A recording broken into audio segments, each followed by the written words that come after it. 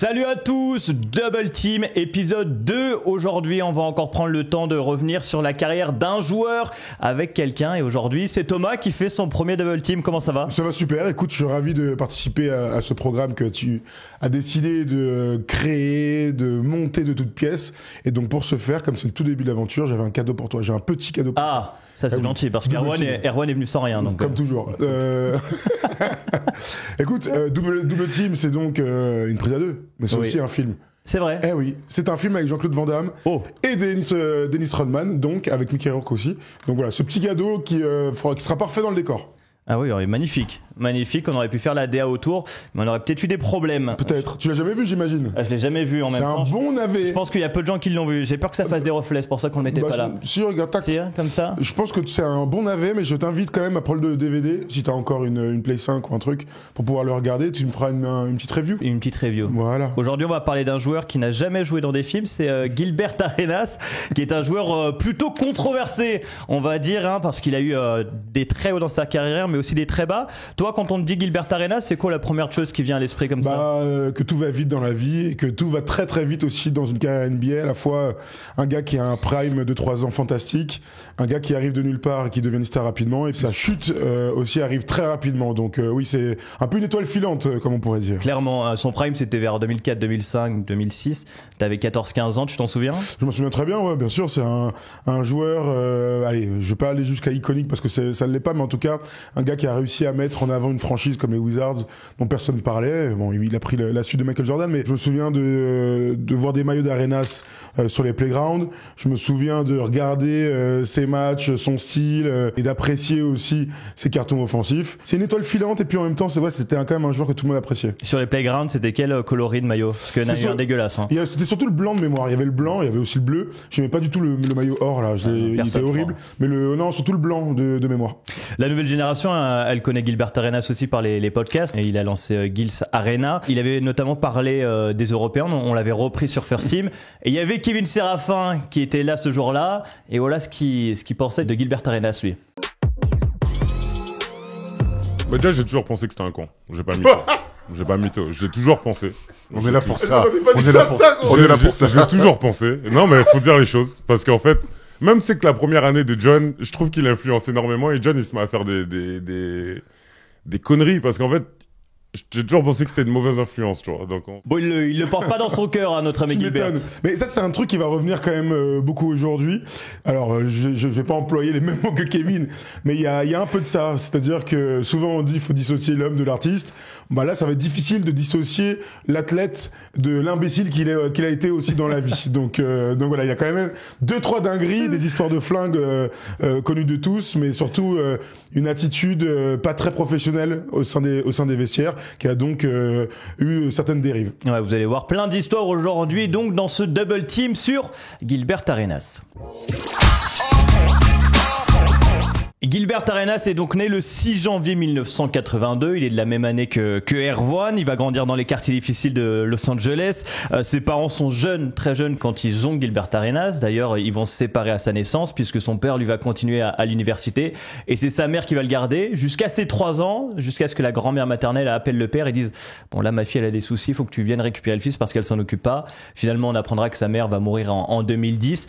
C'est son père qui va l'élever, mais encore une fois, et on le verra dans beaucoup de Double Team, il y a des joueurs qui se construisent dans des lieux difficiles quand même. Ouais, des enfants ultra difficiles, des parents absents, des drames. Il y a toujours de toute façon ce tronc commun pour beaucoup d'Afro-Américains et donc d'athlètes de NBA avec ce socle familial parfois complètement absent.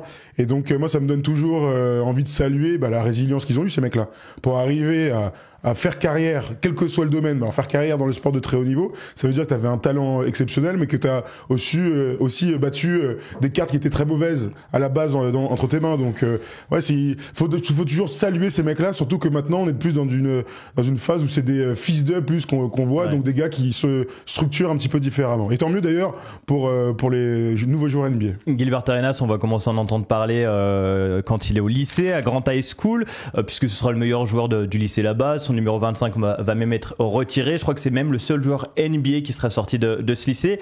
Et puis il y a en 99 aussi, avant d'aller à la fac, où il fait un camp de basket de Michael Jordan. Camp de basket de Jordan, et il va même se retrouver dans l'équipe de JoJo. Donc c'est assez incroyable. On sait que les camps de basket c'est assez réputé. Il y a plein d'histoires de joueurs NBA actuels qui sont passés par des camps de légende comme ça, comme Michael Jordan. Ouais, ça c'est un parmi tant d'autres, mais il y a des trucs qui nous reviennent toujours en tête. Dans ces moments-là, je pense toujours à Jordan Crawford qui met un dunk sur LeBron James. Et tu un Nike avait voulu supprimer la vidéo, qui est toujours qu'on peut trouver, hein, évidemment.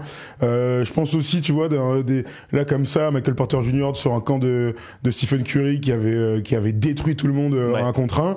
Donc bien sûr, quand t'es un jeune joueur, tu fais tous les camps avec ton club, ton équipe, et puis t'as aussi les camps d'été où ce sont les marques qui mettent en avant leurs joueurs signés, même en France, hein, Rudy Gobert a son camp pour ne signer, c'était que lui. Wemby maintenant. Victor aussi, absolument, ça fait partie du jeu. Je me souviens de Tony Parker aussi à l'époque, et donc c'est aussi des moments où tu crées du lien avec des gars de ta génération, si t'es pas dans les équipes nationales, et aussi avec des légendes, des gars que tu vas affronter quelques années plus tard. Donc ouais, c'est toujours intéressant de voir comment les gars s'en sortent le mieux. Et puis c'est aussi une bonne manière de faire parler de soi hors club à l'échelle nationale aux États-Unis. Et c'est d'ailleurs comme ça qu'il va commencer à faire parler de lui, puisqu'il a 17 ans, il va être 6e homme de l'équipe de JoJo. Et quand t'as 17 ans et que t'es 6e homme et que tu joues avec la légende, le GOAT du basket, tu te dis peut-être, je vais la jouer mollo, pas lui, parce que Jordan l'avait comparé à Randy Brown, un joueur de rotation de l'époque des Chicago Bulls. Et ça va plaire Gilbert Arenas. Donc sur ses 8 premiers ballons, il va shooter 8 fois, marquer 8 fois, et ça restera dans sa légende à lui. Ouais, tu m'étonnes. Tu joues au basket, donc tu sais très bien que marquer 1 fois, 2 fois, 3 fois d'affilée, c'est pas simple. Alors marquer 8 fois d'affilée dans un camp où t'es très regardé, il y a Michael Jordan sur le terrain, j'ai envie de te dire bravo. Mais ça montre à quel point c'est un orgueilleux, et on le retrouvera tout au long de sa carrière. Mais d'ailleurs, à cette époque, donc il hésite à aller à Arizona. C'est la seule grande fac qui est venue le contacter, mais il se dit je vais pas avoir des minutes. Et il en parle à Michael Jordan, et Jordan il lui dit au vu de ce que tu m'as montré, écoute, moi je vais passer un coup de téléphone au coach d'Arizona, et il va lui dire faudrait que tu le fasses jouer le petit, parce qu'il a du talent, et c'est comme ça que le coach d'Arizona va lui donner des minutes. Sympa d'avoir un coup de pouce de Michael Jordan dans sa carrière. Tant qu'à faire, si on doit avoir un bon ambassadeur, autant que ce soit MJ le GOAT. Il va donc signer à Arizona et enfiler le numéro 0 parce que tous les scouts pensent qu'il va jouer 0 minutes. Voilà. Ah oui, on adore. Essayé en NBA. Bien sûr. C'est un pied de nez. On adore ce type d'histoire, clairement à l'américaine. Pour le coup, lui, il s'est toujours créé, tu sais, un peu en low-key, quoi. Toujours, même pour la draft ensuite, bien sûr. Les scouts l'ont jamais mis à sa juste valeur, et il va donner tort, en fait, à tous ces mecs qui ne croyaient pas en lui. Il reste 2 ans là-bas, de 99 à 2001. Sa saison freshman, il va finir titulaire. Tu sais qui a le record all-time de points pour un freshman à Arizona? Ah non, pas du tout. Ah bah attends, c'est une star, un joueur NBA? C'est un joueur NBA actuel. Ah, actuel? Ouais. Ouf. Il a été drafté dans l'Arizona. C'était un numéro 1. C'est notre ami Dion Drayton. Eh oui, qui vient d'arriver aux Lakers. Okay. C'est incroyable. Lui. Sachant que Arizona, quand même, c'est les grandes heures d'Arizona, c'est vraiment les années 90 et début 2000 avec Cat Final Four et un titre en 97 avec Mike Bibby à l'époque. Avec Mike Bibby. Là, tu te souviens un peu de ces années fac de Gilbert Arenas? On sait qu'il va en finale face à Duke, notamment. Ouais, je me souviens surtout de la finale. Pour le coup, moi, c'est mes débuts de très jeune basketteur, mais surtout de fan de basket. Et cette finale à 2001 entre Duke et Arizona, où il y a beaucoup de joueurs NBA sur le terrain, je m'en souviens bien parce que c'est un titre un peu mémorable, tu vois, pour Duke, avec Jay Williams qui est MOP, qui sera drafté numéro 2 l'année d'après, et qui va avoir un accident de moto de mémoire, et qui va jamais exploiter son potentiel. Il y avait Carlos Boozer aussi, et Shane Battier au sein de cette équipe. Et puis à Arizona, t'as quand même 3 NBA dans l'équipe. Donc c'est une finale dont je me souviens bien. Et Gilbert Arenas, je me souviens surtout qu'il fait pas son meilleur match. 4 sur 17. 4 sur 17, voilà, on voit déjà le gros croqueur que c'est. Hein. Oui, on voit déjà surtout qu'il est dur à coacher. Il y a une anecdote avec son coach qui annonce un play. Finalement, Gilbert Arenas va en faire qu'à sa tête et prend le shoot parce qu'il lui dit tu t'annonces un play pour Richard Jefferson alors que moi je suis en feu. Et l'action d'après, il fait une passe de merde. Et il lui dit tu me rends malade avec tes passes. Et il a dit c'est pour ça que j'en fais pas, c'est pour te garder en bonne santé. Voilà. L'art du phrasé. Toujours. C'est un truc qu'on retrouvera aussi dans sa post-carrière. Il a quand même, disons qu'il a des flashs en fait intellectuels, tu vois, sur sur sa manière de parler, sur ses intuitions aussi. Ça fait clairement partie de tout ça. Luke Walton, il a récupéré la passe ou pas alors du coup? On saura jamais ça. On saura jamais. Tu te souviens juste de lui on en parle avant la draft ou pas? Est-ce que tu te souviens que c'est un prospect dont on parle en France? Non, franchement, les prospects en 2001 ont été surtout concentrés sur Tony Parker, sur le même draft que Tony Parker. Non, j'ai très peu de souvenirs de Gilbert Arenas à la draft. On est donc en 2001 et il se présente à la draft NBA. Alors dès le draft combine, Gilbert Arenas va faire parler de lui. Toute sa carrière, il aura quand même des sorties bien senties. Au vu de ses perfs et ses stats avec Arizona, on pense tous qu'il va sortir premier tour à l'époque. Et puis sa cote, elle va baisser pour deux choses. La première, c'est lors du draft combine, il y a toujours un moment où les joueurs NBA prennent la parole face aux journalistes. Et il y a un journaliste qui vient le voir et lui demande qu'est-ce que tu veux devenir plus tard en NBA. Et il va dire un pimp, un proxénète. Et on va lui poser une deuxième fois la question. Il va dire ouais, un proxénète international. Oui. Et ça va lui casser sa cote parce qu'on va dire tu respectes pas les femmes. Ouais, pour beaucoup de trucs, c'est déjà tu prends pas au sérieux tout le processus de la draft, alors que le but c'est de devenir professionnel dès la semaine prochaine ou quelques semaines après. Il y a évidemment ce côté je m'en foutiste total quant à l'image que je renvoie, et puis forcément il y a aussi le fait que on répond pas à un pimp, un proxénète, à une question sérieuse avec tout ce que ça peut donner comme conséquence, quoi. Donc évidemment la place de la femme, ça veut dire que en fait tu respectes pas les meufs. Voilà. Ça fait quand même beaucoup. Gilbert, il va le payer assez cher. C'est sa première sortie un peu officielle NBA, donc je vais être un Mac, ça va faire un tollé, et puis derrière il y a aussi des entraînements évidemment avant la draft que tu fais avec les équipes qui veulent te sélectionner. Il en fait un avec Boston, il doit en faire un deuxième le lendemain, sauf qu'il se présente pas. On va savoir que c'était pour s'entraîner avec d'autres équipes. Les gars des Celtics à l'époque vont dire en fait tu respectes pas la franchise. Ils vont faire courir la rumeur comme quoi en fait c'est un mec à qui tu peux pas faire confiance. Ouais, il est pas fiable, mais c'est en fait ces deux anecdotes disent tout de qui il est. C'est-à-dire que sur le premier jour avec les Celtics, il est exceptionnel, il y a rien à dire, il le dit lui-même, j'étais à fond, etc. Et plutôt que de communiquer avec sa franchise, non, il préfère de ne pas venir et donc flinguer une nouvelle fois sa réputation. C'est quand même dommage de faire autant de conneries quand même, quand t'as autant de talent dans les mains. Surtout avant la draft. Oui, c'est quand même dommage. C'est pour ça que sa cote va chuter. On arrive au jour de cette draft 2001. Je vais pas te faire le top 3. Tu te souviens qui est numéro 1? Kwame Brown, bien sûr. Kwame Brown, après Pau Gasol. Qui est drafté par qui, Pau Gasol? Par Memphis? Non. Ah non, justement, il se fait drafter ailleurs. Ah, tiens. Aïe. Franchise de l'Est. Ça c'est le truc d'Erwan, ça. Je suis moins bon sur qui aura drafté Lucas aussi. C'est Atlanta, tout à fait. C'est Atlanta. Ah oui, tout à fait. Gilbert Arenas, lui, il est sûr de sortir au premier tour à tel point qu'il va même avoir sur son costume un short de Boston, un short des Warriors, un t-shirt des Raptors également, une casquette de Sacramento. Il a toutes les équipes parce qu'il est sûr qu'il va être appelé au premier tour et qu'il devra mettre une casquette. Finalement, en fait, les noms vont passer et il y a déjà un premier nom qui va lui faire très mal. C'est Richard Jefferson qui sort à la 13e position, son coéquipier à Arizona qui sort avant lui, et ça il va jamais s'en remettre. Disons que il est le meilleur joueur d'Arizona, ils sont allés en finale en NCAA. Richard Jefferson est un bon archétype de l'ailier athlétique de NBA, mais il se sent tellement plus fort. C'est vrai que quand tu regardes les stats d'Arizona, oui, c'est lui le go-to guy de son équipe. Donc, lui, il est que 4e meilleur scoreur. Mais ce qui est dingue, c'est que ton gars, ton pote, ton frère avec qui tu as vécu des belles années NCAA, est drafté, et sa première réaction c'est pas d'être content pour Richard Jefferson, c'est d'avoir la haine qu'il soit drafté avant lui. Et ça il a redit des années plus tard dans ses podcasts avec Richard Jefferson d'ailleurs, où il dit mais en fait moi j'avais la haine. Je fais mais comment c'est possible? Parce qu'il a trop d'orgueil. Parfois c'est bien l'orgueil, mais quand il est mal placé, ça peut desservir. Surtout que la haine elle va monter puisqu'il va pas être rappelé les noms suivants. Il va même avoir des Européens avant lui. Raúl Neto avec le Jazz, Tipeee qui va arriver dernier. C'est Raúl Lopez plutôt. Raúl Lopez, pardon, j'ai dit qui? Raúl Neto. C'est pareil. Raúl Lopez, évidemment, et d'ailleurs, il le compare à un top modèle. Il dit, mais c'est qui ce top modèle qui est drafté avant moi? Ensuite, Tony Parker. Et lui va seulement être à la 31e position au deuxième tour par les Warriors. Ça va être un énorme coup dur, quand même. C'est un coup dur. C'est un énorme coup dur parce que lui, il a confiance en lui. Il sait que c'est un bête de joueur, mais aussi, il apprend à ses dépens que les actes ont des conséquences.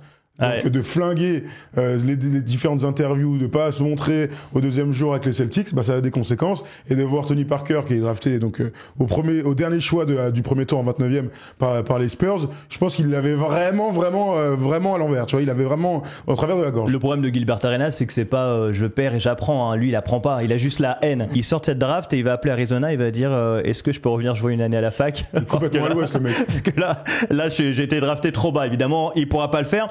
Et le problème, c'est aussi que quand t'es drafté second tour, tu touches pas le même contrat que quand t'es drafté premier tour. Déjà, ton contrat n'est pas assuré. Et ensuite, au lieu de toucher des quelques millions d'euros que tu touches dans ta saison rookie, là, tu touches des centaines de milliers d'euros, ce qui est quand même pas mal. Mais lui, avant la draft, il est sûr d'être drafté premier tour. Donc, il va s'acheter 5 télés, une chaîne de $40,000. Et surtout, après la draft, il va continuer à vivre avec un rythme de vie comme s'il était premier tour. Et du coup, il va se retrouver à la fin de sa saison rookie à dormir dans la salle des Warriors et à vivre avec $500 par semaine. C'est quand même une drôle de manière de commencer sa carrière d'athlète professionnel. Ouais, le mec met vraiment tout à côté. C'est un super joueur de basket, mais alors par contre, en termes de professionnalisme, va falloir bosser un petit peu et être un petit peu mieux conseillé. Et il a pas fait le LeBron, hein, il a pas fait le LeBron. Non, c'est vrai. Après, franchement, faut aussi dire la vérité. Quand tu viens d'un milieu défavorisé, que ton rêve c'est d'être pro, l'argent, tu sais très rapidement, les agents te le disent, combien tu vas gagner. Oui, on imagine que parfois les gars ont vraiment déconné avec d'argent qu'ils n'ont pas encore reçu. Parce que tous les joueurs NBA disent toujours la même chose, c'est tu sais que l'année prochaine tu vas gagner 1, 2, 3, 4, 5 millions, mais ton premier chèque il arrive qu'en octobre. Ouais. Alors que toi, tu commences déjà ta vie à partir du mois de juillet et la Summer League et juste après la draft. Voilà. Donc parfois tout est donc tu prends des prêts, Jean-François nous en parlait très souvent, hein. Tu prends des prêts, des trucs parce que tu sais que tu vas pouvoir rembourser plus tard, mais donc quand tu prends un prêt, tu peux te mettre dans la mouise. Il reste 2 ans aux Warriors. Tu te souviens un peu de ces années-là, de sa saison rookie, de sa deuxième saison? Je m'en souviens. Ouais, il a commencé sa carrière NBA, tu l'as dit tout à l'heure, en galérant de ouf sur les histoires d'oseille, mais sur le terrain aussi, ça a été très compliqué. Petite stat, sur les 12 premiers matchs joués par les Warriors, il n'en jouera que 4 et il mettra 4 matchs donc à partir de son 4e match pour marquer son premier panier dans le jeu. Il aura marqué 3 lancers francs sur les 3 premiers matchs. Donc quand tu imagines que le gars après va tourner à 29 points par match, ça reste étonnant, comme quoi faut jamais rien lâcher dans la vie. On est loin des Warriors de Steph Curry, il y a pas de play-off, c'est une équipe il y a ce duo avec Richardson quand même qui est pas mal. Oui, spectaculaire, on va dire. Spectaculaire, exactement. Jason Richardson, on l'aimait bien, il y avait déjà Anton Jimison qui va le retrouver à Washington plus tard. Le vrai premier souvenir de Gilbert Arenas que j'ai, c'est le match face aux Wizards justement de Michael Jordan où il met 41 points face à l'une de ses idoles forcément MJ et on voit tout déjà du futur All-Star en fait, donc du shooting, cette capacité à détruire les mecs sur le drive, super handle, bien costaud, et c'est dans ces moments-là, donc sur l'année sophomore, qu'on se rend compte que ce gars-là a un potentiel énorme. Tu fais bien d'en parler parce qu'il est à 11 points à sa saison rookie, plus de 18 sur sa saison sophomore, et ça va être l'un des très rares MIP sur une deuxième année en NBA. Normalement, on ne donne pas un titre de MIP parce que t'es sûr de progresser de ta saison rookie à ta deuxième saison. Moi, je fais partie des gens, et ceux qui regardent les émissions le savent très bien, il y a des trucs que je comprendrai jamais, le MIP qui gagne parce qu'il devient une star alors que c'était déjà un très bon joueur avant, ça me saoule un petit peu. Et puis oui, le sophomore qui gagne le MIP, ça n'a aucun sens. En deuxième année, forcément, il va progresser. Alors même si, en termes de delta, oui, c'est vrai que quand tu mets 8 points de plus que la saison précédente, que tu fais 3-4 passes de plus, et que tu as un rôle plus important, on peut te considérer comme MIP. D'ailleurs, même Tipeee avait eu des voix dans ce MIP 2003. Mais il n'empêche que ça n'a pas énormément de sens de le donner à un deuxième année NBA. Donc voilà, c'est le petit coup de gueule. Heureusement, de nos jours, on le fait plus. Ça. Après 2 saisons chez les Warriors, on est en 2003 et il va être free agent. Donc en 2003, il est agent libre et là, sa carrière va prendre une autre dimension. Déjà, il est à l'origine d'un changement de règles. Au courant de ce changement de règles, c'est évidemment celui des contrats qui sont restreints ou non restreints. À l'époque de Gilbert Arenas, quand t'es second tour, ton contrat rookie n'est pas assuré. Et le problème, c'est qu'à cette époque-là, t'as les Clippers et les Wizards qui vont faire une offre de 60 millions de dollars à notre ami Gilbert Arenas. Et la franchise des Warriors ne va pas pouvoir matcher pour le salary cap. Ouais, ça c'est un gros changement, c'est vrai, parce que donc forcément les contrats du premier tour sont ultra protégés. Ouais. Et quand tu es drafté par une équipe, si tu te mets d'accord, tu peux rester toute ta carrière dans cette équipe. Et si une autre équipe vient te faire une proposition, forcément ton équipe peut matcher. Et on se souvient de Nico Batum par exemple, qui avait pris un beau chèque de la part des Blazers parce qu'ils avaient matché l'offre de Minnesota. Donc ça, dans notre imaginaire, c'est assez évident. Mais c'est vrai que lorsque tu viens du deuxième tour, t'es pas programmé pour être un super joueur.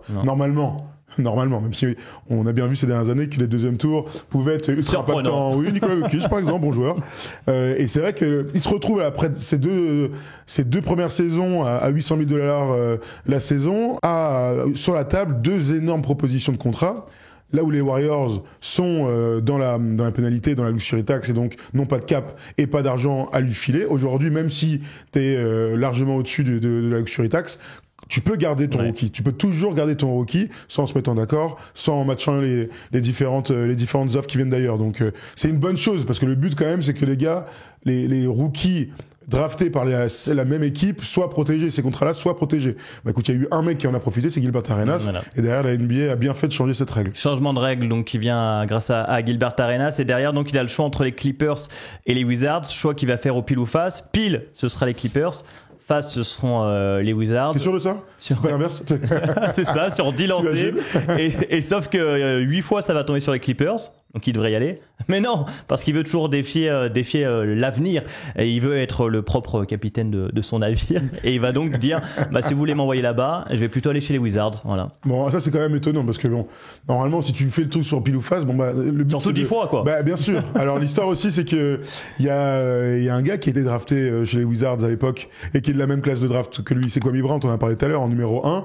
Et donc, il a envie de se mesurer au meilleur joueur normalement de sa classe de draft. Et on va se rendre compte assez rapidement que Kwame Brown était une bonne chèvre, alors que lui, il avait tout en main pour devenir une star. Et puis il y avait aussi l'histoire avec Michael Jordan. Après les 2 ans 2001-2003, Jojo prend sa 3e retraite et sa vraie dernière retraite.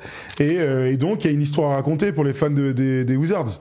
Donc l'histoire, c'est d'aller chercher un gars qui va te faire grandir cette équipe et qui va grandir aussi avec le public, qui a pas qui monte un désintérêt, mais en tout cas c'est pas une franchise médiatiquement qui compte. Donc il y avait tout ça à mettre en place. Ils ont plutôt réussi. Oui, il débarque à Washington. T'en parlais, Michael Jordan prend sa retraite cette saison-là. Tu sais qui est le meilleur scoreur de la dernière saison de Jojo chez les Wizards? C'est Jerry Stackhouse. Ouais, c'est lui, juste devant d'un point devant Jojo. C'est toujours Stackhouse le meilleur scoreur d'une équipe quand il est là. Ouais, c'est qu'il faut défendre aussi. Hein. C'est un peu le problème, surtout quand Arenas débarque. Il débarque donc dans une franchise qui se reconstruit, et ça va être compliqué au début. Ça va être compliqué. Ils vont gagner 25 matchs, il me semble, sur la première saison. Stackhouse est souvent blessé, on en parlait.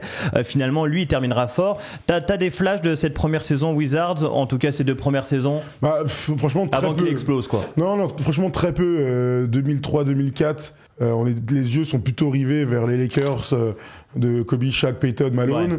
On pense forcément à ce qui s'est passé à Détroit. Les Wizards, ils sont vraiment ras des pâquerettes, et donc on voit qu'il y a un gars qui est en train de devenir, mais quand tu gagnes pas de match, forcément, on est loin des équipes League Pass, on regarde tous les matchs. Ah oui. Là, on a une époque où on lit des magazines, il y a 2 matchs sur Canal, et on se contente de ça. Donc s'il y a un encas sur Arenas, c'est bien à l'époque, quoi. Bien sûr, et puis c'est surtout aussi une époque où il y a les Spurs qui performent, ouais. Et donc nous, les yeux français sont ultra tourné vers le Texas et les Spurs. Franchement, même moi ça me rendait ouf. Je voulais voir des matchs des Lakers, machin, et c'était tout le temps les matchs des Spurs. Ça me rendait ouf, sachant qu'on va pas se mentir, les matchs des Spurs c'était pas les plus kiffants à avoir joué. Par rapport à l'oseille, ça en dit un peu long sur qui est Gilbert Arenas le clown.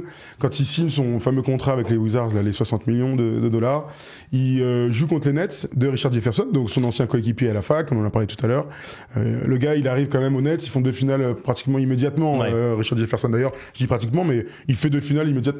2002 et 2003, il est rookie et sophomore, donc il fait son bout de carrière, ça deviendra un mec à 20 points, on se souvient de lui aux Spurs. Et quand il retrouve Gilbert Arenas avant un match, donc sur un Wizards Nets de la conférence Est, il y a Gilbert Arenas qui part se foutre de la gueule de son ancien coéquipier en disant: alors, t'as vu, je prends 10 millions la saison, alors, et toi ton contrat de rookie de merde, hein, t'as été premier tour, hein, bolos. Et il le raconte très bien dans une anecdote sur ses podcasts avec Richard Jefferson. Ça en dit long en fait sur qui il est. Il est goofy, voilà, c'est le mot, il est goofy en anglais, c'est ça. Je sais même pas comment on pourrait dire en français, mais vraiment il est bébête, il est toujours en train de jouer là comme ça, d'être sur la limite, quitte à perdre totalement sa dignité. Il y a surtout des sorties aussi du côté des Wizards. Il va dire par exemple que c'est un scoreur, lui, et pas un meneur. Il veut pas être meneur, il s'en fout de gagner des matchs. Il gagne, tant mieux, mais lui, il veut mettre ses points tous les soirs.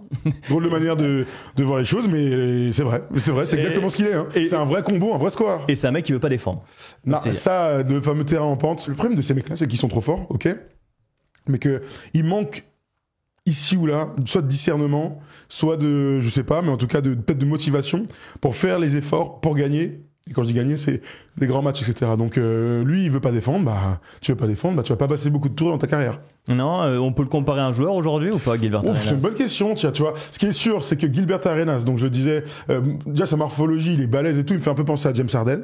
Alors il est un peu plus petit, c'est un petit tank, c'est un vrai tank. Il est très rapide, très rapide, et surtout il fait partie de cette génération de mecs qui ont un vrai bras. Donc des mecs qui tentent 5 à 6 fois leur chance derrière la ligne à 3 points, ce qui est beaucoup pour l'époque. Un gars qui, s'il avait joué aujourd'hui, serait comme Trae Young, Steph Curry ou Damian Lillard, des scoreurs meneurs de jeu qui sont capables de tirer de 8-9 mètres assez facilement. S'il avait joué aujourd'hui, il aurait détruit la ligue, je pense aussi en termes de scoring. Moi, quand je me suis refait des matchs là pour préparer l'émission, j'ai envie de le comparer aussi un peu à Ja Morant, pas sur le côté spectaculaire, mais sur le côté prendre les contacts. Il y a un nombre de paniers qu'il prend, même sur des grands, où il prend le contact et il met le panier derrière. Je trouvais ça assez impressionnant. Il était très costaud, c'est vrai. Il avait plutôt du jump, même s'il a pas une énorme gamme de dunk. Mais là où je te rejoins, c'est il a beaucoup de changements, de moves comme ça. Mais c'est parce qu'ils sont super rapides. Hein. Honnêtement, faut dire la vérité. Les joueurs NBA, ils vont trop vite, quoi. Tu vois, on a beaucoup parlé de TJ Shorts en France, mais ils sont tellement plus rapides, ils vont tellement plus vite que pour nous, ça semble être rapide, et pour eux, tout semble être un rythme normal. Ça te permet de faire beaucoup de décalage et de créativité sur le dribble ou dans les airs. Et puis, il va rentrer donc dans la meilleure période de sa vie. Il va faire partie des meilleurs attaquants dès la saison suivante, où il va passer à plus de 25 points de moyenne. Il va d'ailleurs être pour la première fois All-Star lors de l'année 2005. Est-ce que tu sais qui est MVP de ce All-Star Game en 2005? C'est une bonne question, ça. En 2005, ça se passe où, ça? En 2005, je sais plus où ça se passe, mais je peux te dire que c'est un gars de l'Est. Hein. LeBron? Non, en 2005. Oh la vache, Iverson? Iverson. Ouais, c'est Iverson. Et qui a eu le plus de votes à ce All-Star Game 2005? Shaquille O'Neal? Non. Kobe? Non, c'était une surprise. Enfin, c'était une communauté. Yao Ming, en même temps, Yao Ming a eu le plus de voix pendant 2 ou 3 ans, ce qui rendait clairement fou le Shaq. Je rappelle quand même que Shaquille O'Neal, quand il jouait dans la même conférence, les deux, c'était Yao Ming qui lui avait pris sa place dans le 5 majeur. Et je peux dire que ça, le Shaq, il avait pété les plombs. Il va devenir aussi All NBA Third Team. C'est aussi un joueur highlights, un nombre de game winners aussi. On parlait tout à l'heure des highlights, mais ce mec a un truc avec les game winners et les tirs clutch qui est assez impressionnant. Ouais, c'est un vrai joueur clutch. Et ça, c'est un truc qui moi m'a marqué, qui a marqué tous les mecs de cette génération. Il a un nombre de paniers iconiques sur du tir, sur des lay-ups difficiles. Dans cette saison-là, ou peut-être la saison d'après, il met 3 buzzer beaters en quelques semaines. C'est quand même des trucs qui sont hors normes. C'est honnêtement l'un des joueurs les plus clutch de l'histoire. Je garderai toujours en tête ce tir, c'est face au Jazz et Deron Williams, où il lui met un tir, à la dernière seconde et il lève les bras limite avant que la balle rentre. Ouais. Et ça, c'est quand même des trucs qui nous sont restés en tête parce que ça a été, en termes de promotion, la NBA l'avait vachement mis en avant. Et j'aimais bien aussi le fait que quand il marque un panier ultra clutch, il restait toujours stoïque. Tu sais, il était pas dans le mode, il était vraiment genre, les gars, c'est mon job. Un peu comme Thierry Henry, tu vois. C'est mon job. C'est mon job, je suis là pour ça. Et si je devais le refaire 10 fois sur les 10 prochains matchs, je le referais. Et les Wizards vont mieux aussi. Tu le disais, il y a Anton Jamison qui arrive. Ce qui est fou, c'est qu'ils retrouvent les playoffs après 7 ans. Ils vont jouer contre Chicago. Tu t'en souviens de cette série? Ça, je m'en souviens bien pour le coup. Ouais. Premier tour, encore en 5 matchs à l'époque. Match serré, série serrée, Ben Gordon, une équipe des Bulls qui était encore en tentative de reconstruction post-Jordan, alors ça fait 10 ans. Et t'as surtout un match 5 ultra disputé où Gilbert Arenas, qui dispute ses premiers playoffs, va lui sortir un buzzer beater en playoff pour gagner cette série. Et sur un tir à la Gilbert Arenas, ultra en contrôle, de dribble main gauche, je me lève à mi-distance, je mets une énorme filoche, célébration, etc. Alors Chicago avait fait un run pour revenir de ouf. Ça, c'est des vrais bons matchs. Ça peut être un bon match de NBA Classic Games. Ouais. Mais on voit à quel point ce gars-là adore se nourrir de la pression, tu vois. Ça peut être un très bon match de NBA Classic Games, là, je viens d'y penser. Et Gilbert Arenas, il fait pas un très bon match et je crois qu'il est à 13 points avant ce shoot. Et il est un peu à côté, mais c'est ce qu'on dit des grands joueurs. Derrière, ils vont se faire sweeper par Miami, mais bon, l'essentiel est ailleurs. Je crois que c'était même depuis 82 qu'ils n'avaient pas passé un tour de play-off. Donc là, ça remontait vraiment. C'était une vraie célébration à DC pour le coup. Ouais. C'était un événement. T'imagines, les mecs, ils ont pas passé, on est en 2005? En 2005, ils ont pas passé un tour de play-off depuis 82. Et pourtant, c'est une franchise qui a compté avec les Bullets, Wes Unseld, etc. Et là, tu te retrouves avec 20 ou 25 ans de disette, c'est quand même dingue. Et là, on rentre dans son prime. La saison suivante, c'est sûrement la plus grande de sa carrière. Il va être à 29,2 points de moyenne, 6 passes, 2 interceptions, je crois que 5 rebonds aussi, 10 matchs à plus de 40 points. Il est All-Star pour une deuxième fois de suite, All-NBA First Team. Raconte-nous un peu à quel point ce mec était si fort que ça et où tu le places par rapport aux joueurs de l'époque, par rapport au Kobe, au Melo, tout ça. Scoreur exceptionnel, ça y a pas de doute. Un gars qu'on appréciait pour son jeu parce que on avait peu d'informations sur ce qui se passait en dehors des parquets, sa vitesse, sa clutch attitude, ça. En fait, il était ultra spectaculaire et très populaire. Donc c'est pour ça qu'Adidas lui a donné une signature chou.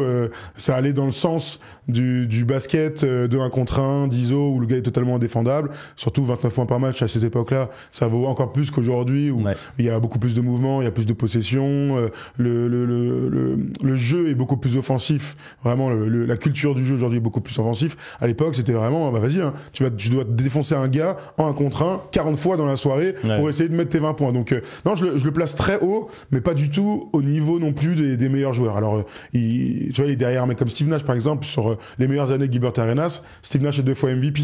Donc, je mets évidemment Kobe, Tim Duncan et tout hors catégorie sur ces années-là. Mais par rapport à un Melo, là, ils peuvent un petit peu se ressembler. C'est qu'on voit bien que c'est des joueurs exceptionnels au talent exceptionnel, mais qui n'ont pas eu ce qu'il fallait vraiment pour être de bons leaders et donc faire de grandes runs de playoffs. La saison tourne un peu moins bien côté Wizards. Là, il y a Caron Butler qui arrive, qui débarque des Lakers d'ailleurs. Ils vont perdre au premier tour contre Cleveland. Ça, c'est une série un peu mythique qui va en 6 matchs. Et puis, il y a ce fameux Game 6 où Cleveland mène de 3 points. Gilbert Arenas, il met une filoche à 3 points pour égaliser. Elle est exceptionnelle, la filoche, à 10 mètres. On la reverra là en image.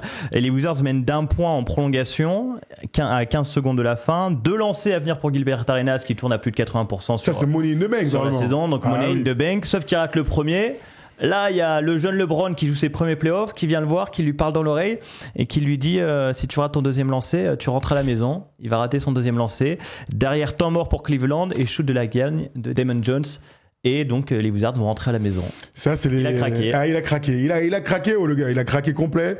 C'est fou de se dire que ces gars qui ont tellement de talent, qui sont des joueurs hors normes, on n'arrête pas de dire depuis tout à l'heure qu'il est clutch. Il se retrouve avec il fait 0-2 au pire des moments. Et derrière, il perd la série. Ça, c'est un truc dont je me souviens pas mal. En fait, c'est fou de se dire qu'un mec qui met autant de shoot clutch puisse ne pas être clutch sur des lancers. Mais même Platini a raté des pénaux, tu vois. À un moment donné, c'est ce qu'on dit toujours, c'est que même les plus grands joueurs, Roberto Baggio, il rate un péno en finale de Coupe du Monde. Donc je me dis que ça peut arriver à tout le monde, mais quand ça t'arrive, t'es un peu la risée. Nick Anderson, on a souffert toute sa carrière. Ça, on l'a un petit peu oublié, mais pour le coup, je m'en souviens vraiment à l'époque parce qu'on en avait beaucoup parlé. C'est tellement un contraste entre ce qu'on a vu de lui en saison régulière, ce qu'on a vu la saison précédente en play-off avec le buzzer beater, et donc raté là 2 lancers francs au pire moment. Bah ouais, ça faisait un peu tâche, mais c'est aussi le moment où, en fait, LeBron, Washington, c'est peut-être la première ville qu'il a own, tu vois, qu'il a mis dans sa poche. Et il y a LeBronto après, mais quand tu te fais taper autant de fois par les Cavs, on peut dire quand même qu'il y a un sentiment de supériorité. Et il va dire, il m'a parlé comme un vétéran, j'ai agi comme un rookie. Voilà ce qu'il dira. À la fin de cette saison 2005-2006, il y a la Coupe du Monde 2006. Quand même, et il va pas être retenu. C'est quand même une surprise à cette époque-là. Ouais, c'est une surprise. Après, oui, c'est une surprise. C'est une surprise, surtout pour lui. Lui, il se voyait bien y aller. Coach K décide de pas le prendre, quelles que soient les raisons. Il y a les LeBron, les D-Wade, Chris Paul, etc.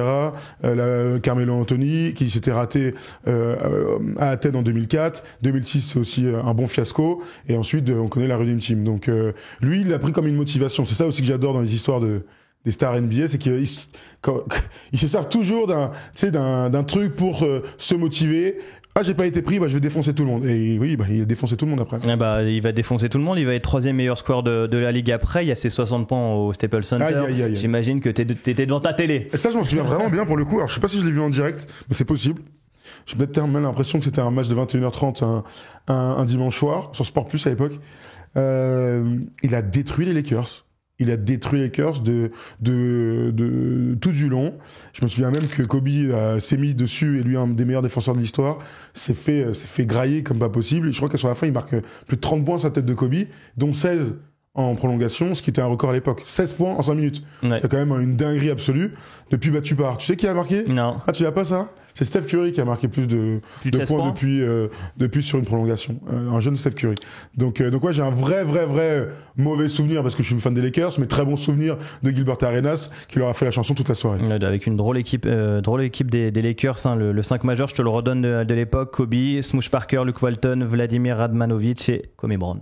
Ouais, une équipe de merde. Une équipe de merde. Là, il va être dans une période complètement dingue. C'est là où il fait les 3 buzzer beaters au mois de janvier. C'est là où il va mettre des 54 points face aux Suns et tout. Et puis, il va avoir cette fameuse première blessure qui arrive un peu de nulle part. Ouais, alors, tu vois, c'est bien parce qu'on a très peu parlé de blessures, mais Gilbert Arenas est un joueur de talent, est un gars qui est un imbécile hors des parquets, mais c'est aussi un grand blessé. Il a tout le temps eu des soucis physiques qui l'ont empêché de performer. Les seules saisons où il a été excellent, c'est justement quand il était à 100%. Et là, cette première blessure là va commencer à écrire dans son histoire le fait qu'il ne reviendra jamais au meilleur niveau. Se blesser juste avant les playoffs, c'est le pire moment. Ouais. Une blessure horrible avec Jerry Wallace à l'époque des Bobcats qui met Slay-up complètement fou et qui vient s'écraser complètement sur le genou de Gilbert Arenas qui était pas du tout prêt, qui défendait à l'opposé et qui s'est fait déchirer le ménisque. Bref, il lui a détruit son genou. En fait, il reviendra jamais de cette blessure. Et c'est assez dingue parce qu'en fait, il lui en veut. Alors, je sais pas s'il lui en veut premier degré, mais il lui en veut, en fait, Gilbert Arenas. Il y a ce TikTok que tu m'as envoyé, là. Mais oui, je t'ai envoyé ce matin un petit Reels sur Instagram.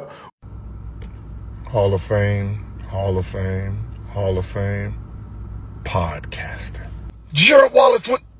À cause de toi, Gerald Wallace. C'est ta faute, Gerald. Incroyable. Il va se faire opérer 3 fois du genou, hein, quand même. Il parle même d'un complot médical parce que on l'opère pour rien, selon lui. Il va même tenir un blog à l'époque, ce qui sera les prémices de son podcast. Mais donc la saison suivante, il va jouer que 13 matchs. La saison d'après, il va jouer 2 matchs. Quand même, Washington va vouloir lui faire confiance parce qu'ils sentent qu'ils ont une pépite et que le mec là, il a que 25 ans, 26 ans, tu vois. Ouais, il a 26, 27 ans, non 27. Il a 25 quand il arrive, il doit avoir 27. Il arrive en tout cas dans ses années prime, donc ils se disent on a quand même une pépite et ils vont lui faire signer 111 millions sur 6 ans. Et aujourd'hui, c'est l'un des pires contrats. Ça a été l'un des pires contrats de la NBA. Alors en même temps, tu donnes 111 millions sur 6 ans. À l'époque, c'est donc un des plus gros contrats. En fait, le gars joue pas. Non. Le gars joue pas, donc oui, on en parlait souvent, on disait que c'était le pire contrat. En fait, rapidement, il y a aussi l'histoire des flingues. On est donc à la saison 2009-2010 pour se rendre compte à quel point c'est quand même une histoire de ouf. Faut se dire à quel point aussi Gilbert Arenas à ce moment-là est une star. Au dernier All-Star Game qu'il joue, il a quand même plus de voix que Vince Carter. Donc il est vraiment dans les superstars de la NBA et il y a donc cette affaire peut-être l'une des plus grosses qui va frapper la NBA le 24 décembre 2009 alors qu'ils sont dans l'avion après un match perdu contre Phoenix, ils reviennent à Washington, ils sont en train de jouer aux cartes. Gilbert Arenas rejoint la partie et dans cette partie il y a évidemment Javaris Crittenton. Il y a aussi Earl Boykins, tu sais 1m65, Javal Magui qui est sous la table, c'est pour ça. Non mais c'est important de préciser que dans cette équipe des Wizards il y avait que des tu vois c'était le cercle des poètes disparus, hein. Nick Young, André Blatch, vraiment que les vrais gars, quoi. Voilà, que des vrais gars, que des bonnes têtes brûlées. Gilbert Arenas, il perd un pot de $1,100. Du coup, il le reprend, il le met dans sa poche. Ça plaît pas à Crittenton, qui lui dit de reposer. Il va dire, si tu veux le récupérer, tu viens le chercher comme Mike Tyson. Voilà. Ou sinon je te redonne rien du tout. Viens te battre, sinon tu l'auras pas. Et il commence à en venir aux mains. Et c'est Caron Butler qui était en train de dormir à côté, qui va dire, oh les gars, qu'est-ce qui se passe? Il y avait combien dans le pot? 1100. Bon, je pense que Gilbert Arenas, vu le contrat que tu viens de signer, je pense que tu peux les mettre. Bon, finalement, ça se calmera pas. Il continue à parler. Et Gilbert Arenas, il dit à Crittenton, on se verra à l'entraînement. Et tu sais très bien ce que je vais faire. J'aime jouer avec les flingues. Voilà. Et donc, on arrive le lendemain à l'entraînement. Gilbert Arenas, il a dans son casier 4 pistolets de collection. Oui, absolument, parce que Gilbert Arenas, pour remettre un peu de contexte, il adore les flingues. Il adore ça, mais comme un mec qui aime les timbres, sauf que c'est des flingues. Et quand il jouait, quand il était à Arizona, sa copine de l'époque avait un père qui avait une super collection de pistolets en tout genre, de fusils, etc. Bon, écoute, aux États-Unis, on a le droit, on en pense qu'on veut. Et donc, il lui avait dit, le jour où je serai joueur NBA, je vais te racheter toute ta collection. Et puis, au fur et à mesure des années, il a continué à faire grandir sa collection. Et donc, il allait en Arizona, il a acheté des flingues parce que c'est un des États où tu peux avoir un pistolet le plus rapidement possible, et il reprenait derrière l'avion avec les joueurs, avec son équipe, avec ses nouveaux flingues, et il les ramenait de son côté, ce qui est totalement interdit par les lois fédérales des États-Unis. Ils ont quand même 2-3 règles bien senties, et ça en fait partie. Et donc il se retrouve dans ce vestiaire après que apparemment c'était une vraie grosse embrouille durant ce vol, où tout le monde s'est levé en disant wow, attendez, là c'est en train de devenir chaud. Mais bon, chacun rentre chez soi. Il y a pas de match le lendemain. On va tous se retrouver tranquillement aux facilities des Wizards. Il y aura pas de souci. Sauf que Gilbert Arenas, et on en revient toujours à ce truc-là, c'est un imbécile. Et donc, il pose dans un sac 4 flingues, et il écrit sur un bout de papier, pick one. Et donc, Javaris Crittenton arrive, et il continue, et il part faire sa petite vie. Et il se retrouve, Javaris Crittenton, dans le vestiaire, il arrive sur son truc, là, il fait, non mais attends, il est sérieux le gars? Il arrive en face, et qu'est-ce qu'il fait? Non, j'ai pas besoin de tes flingues, moi j'ai déjà le mien. Il se retourne comme un shérif, ouais. Non mais incroyable, il le met en joue. Ce qu'on a appris aussi, ce qui est hyper important, c'est que les 4 pistolets de Gilbert Arenas n'étaient pas chargés. Ouais. Contrairement à Javaris Crittenton qui avait un flingue qui était chargé. Flingue chargé égale meurtre possible quelque part. Voilà. Enfin, en tout cas drame. Meurtre c'est pas meurtre, voilà. Drame possible. Tu vois, c'est là qu'on se rend compte aussi à quel point les vestiaires NBA sont c'est une cour d'école en fait, tu vois. Donc il peut y avoir des milliards, du professionnalisme aussi par rapport à son corps, etc. Ça, c'est des grands enfants. C'est des grands enfants qui jouent avec des choses sérieuses. Donc beaucoup d'oseille, beaucoup d'orgueil et même parfois quelques flingues, sachant que le mec en face, Javaris Crittenton, moi je me souviens très bien de lui, donc un meneur de jeu qui avait été drafté par les Lakers dans les bonnes années avec Kobe et Pau Gasol. Il arrive là-bas et on a appris là dans le Untold Stories, le super documentaire qui s'appelle Shooting Guards, d'ailleurs super nom de documentaire sur Netflix. On apprend que pendant ces 2 années aux Lakers, le mec s'était rapproché des gangs de Los Angeles. Alors je sais plus si c'était les Crips ou les Bloods, mais le gars n'a rien de mieux à faire que de se rapprocher des gangs à LA où ça canarde dans tous les sens.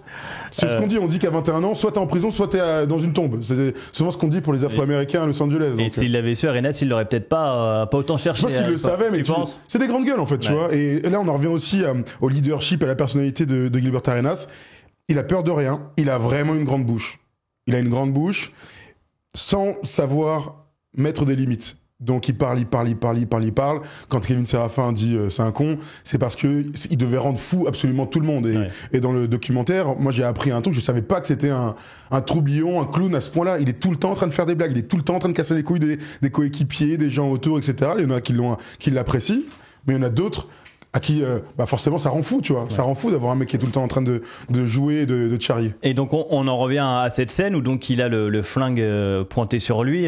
Caron Butler lui est resté dans le vestiaire, la majorité sont partis. Ils sont partis en courant. Ils ont eu peur.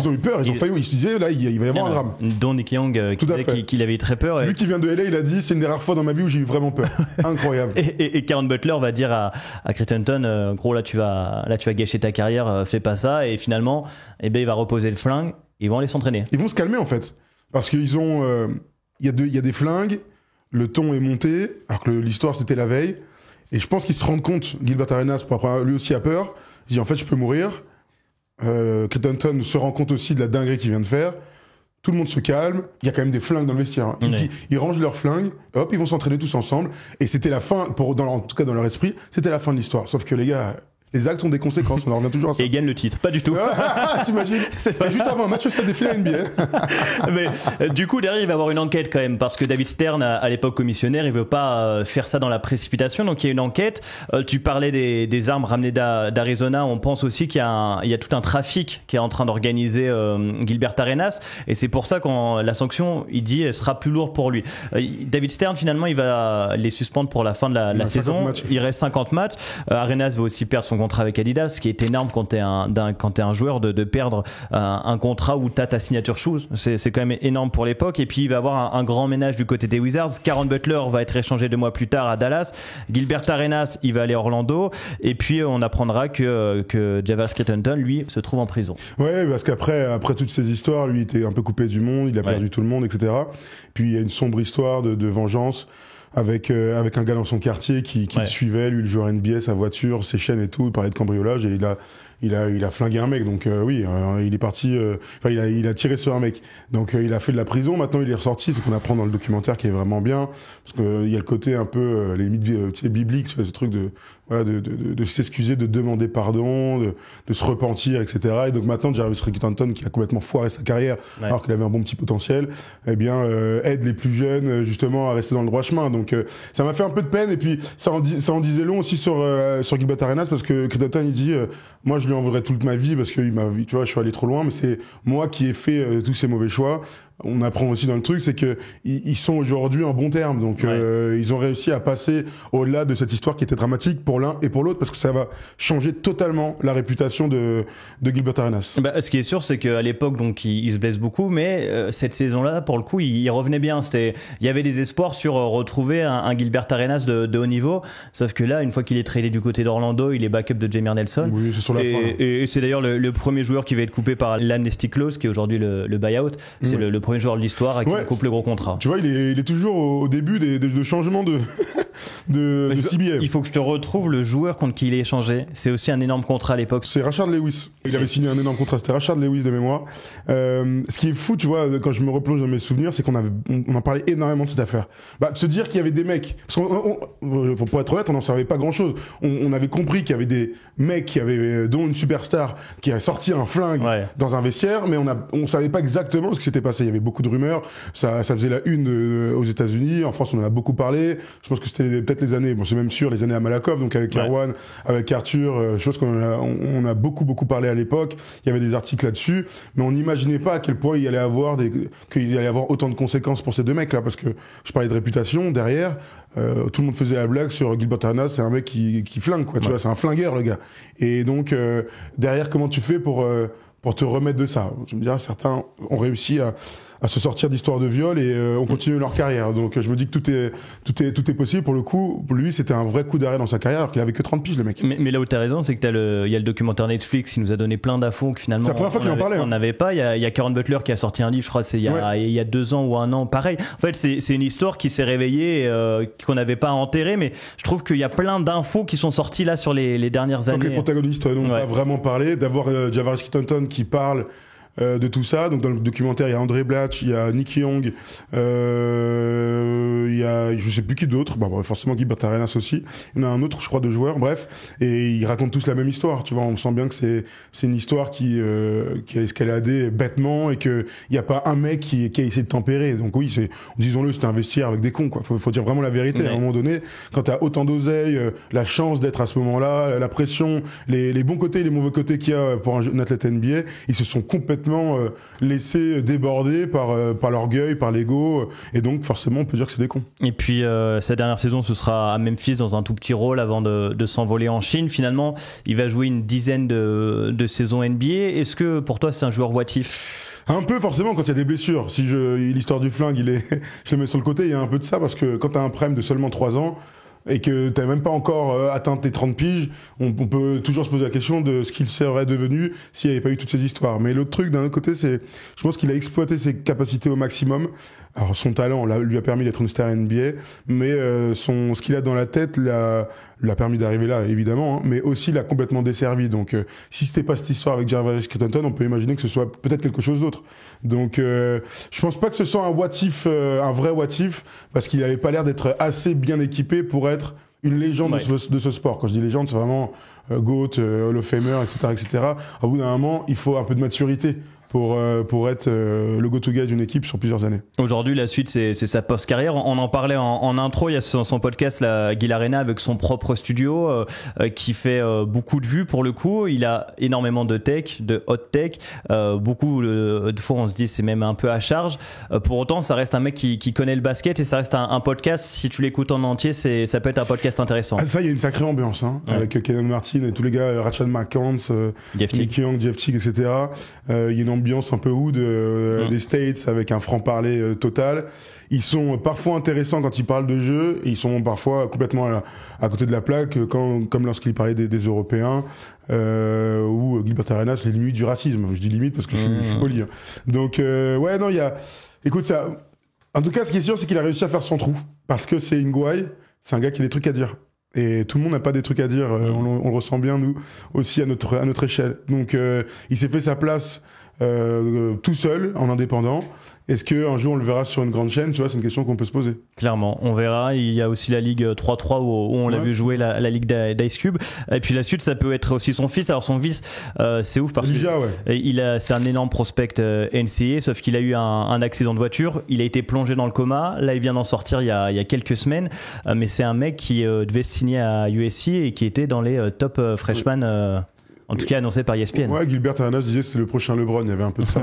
Mais c'est c'est toute la suite de sa carrière, c'est d'être le meilleur père possible. Ouais. Donc de bien driver ses enfants et pourquoi pas avoir un autre fils d'eux qui arrive en NBA. Voilà, ça fait partie de l'histoire. On se termine comme d'hab avec les petites questions rapides. Déjà sur son surnom. Son surnom c'est Hibachi. Est-ce que c'est un top surnom? Et Agent Zéro, les deux. Et Agent Zéro, oui. Ouais, bon, on le connaît plus sur Agent Zéro. Agent Zéro, c'est un top surnom. Ouais, Agent Zéro, c'était plutôt pas mal le truc tout autour de où il part en mission et tout, c'était cool. Et Hibachi, c'était très sympa parce qu'il y avait des pubs qui étaient faites autour de Gilbert Arenas avec ce surnom. C'est donc voilà une cuisine, une manière de cuire japonaise, voilà un four, etc. Et donc l'idée c'est que quand il y a un adversaire qui arrive devant Gilbert Arenas, il va le cook, tu vois, il va le détruire, il va le mettre dans la casserole, quoi, tu vois. Voilà, c'est un peu ça. Et donc il a deux vrais bons surnoms, Gilbert Arenas, au-delà d'avoir un prénom quand même étrange. Et Gilbert. Bah oui. On n'a pas fait les Gilbert connus, je suis un peu déçu quand même. Hein.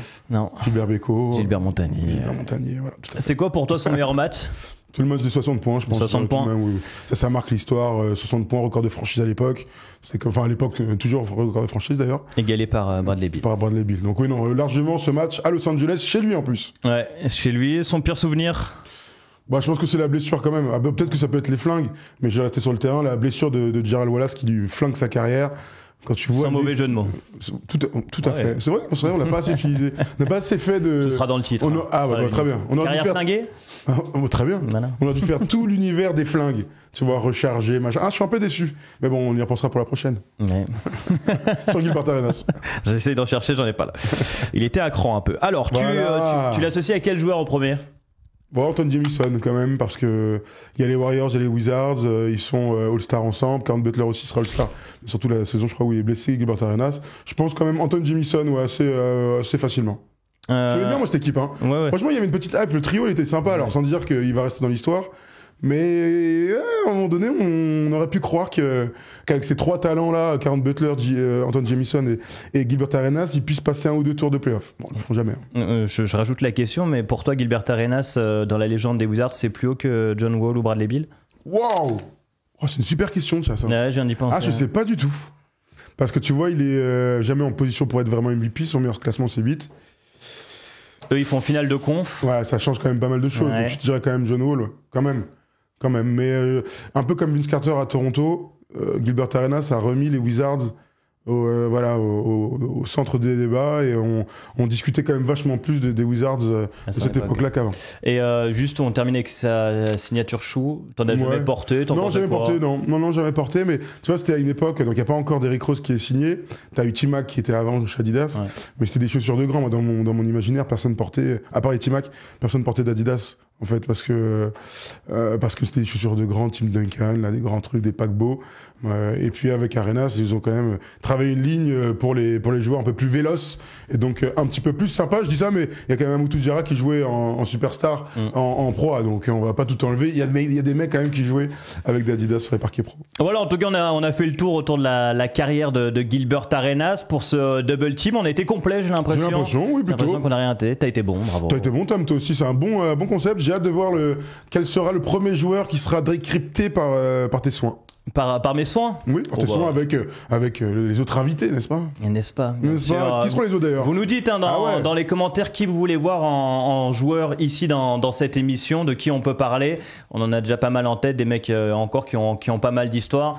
Il y a aussi Steph qui doit venir, donc j'ai déjà ma petite idée du joueur. Quoi, un Allemand poste 4 shooter? Oui, peut-être. Ouais, très bien. Écoute, j'ai l'impression peut-être un joueur all-time. Très bien. Voilà. Merci en tout cas, Double Team, ça continue tout l'été. Il y a 4 épisodes là qui arrivent, donc restez bien connectés sur First Team. Allez, ciao.